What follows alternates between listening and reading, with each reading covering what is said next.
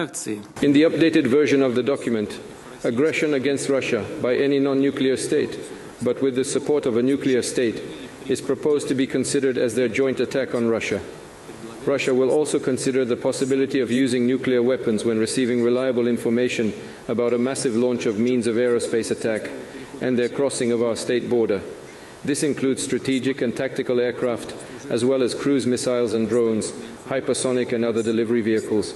Russia reserves the right to use nuclear weapons in case of aggression, including if the enemy, using conventional weapons, poses a critical threat. It is important to note at this point that these are at this time proposals to amend Russia's nuclear weapons use doctrine.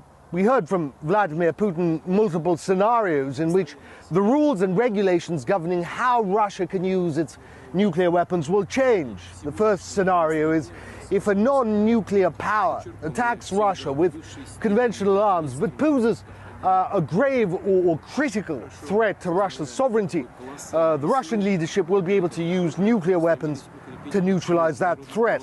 The second scenario and how things will change is if that non-nuclear power that is attacking Russia is aided, supplied, abetted by a nuclear power, then that nuclear power will be considered a party to this conflict. So a joint attack on Russia, which will mean Russia will be able to use nuclear weapons both on the non-nuclear power and the nuclear power that it'll consider attacking it.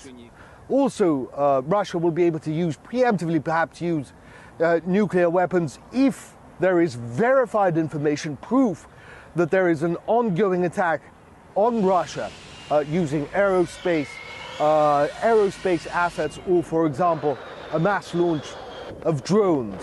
Again, I must mention that these are, at this time, are proposals on how Russia's first use of nuclear weapons, its nuclear doctrine, will change. Nevertheless, this is a stark warning to the West, the latest in a slew of such. Previously, Vladimir Putin had come out and said that if advanced Western missiles with great ranges are supplied to Ukraine and used against Russia for strikes deep into Russian territory, then those countries, the United States perhaps, or Great Britain or France, which supply Ukraine with extended range missiles, that they will be complicit in an attack on Russia. Russia has brushed off their arguments that they merely hand these weapons over. Russia says it has evidence, and there is no way that Ukraine can plan, launch, and use these weapons without without NATO troops being involved,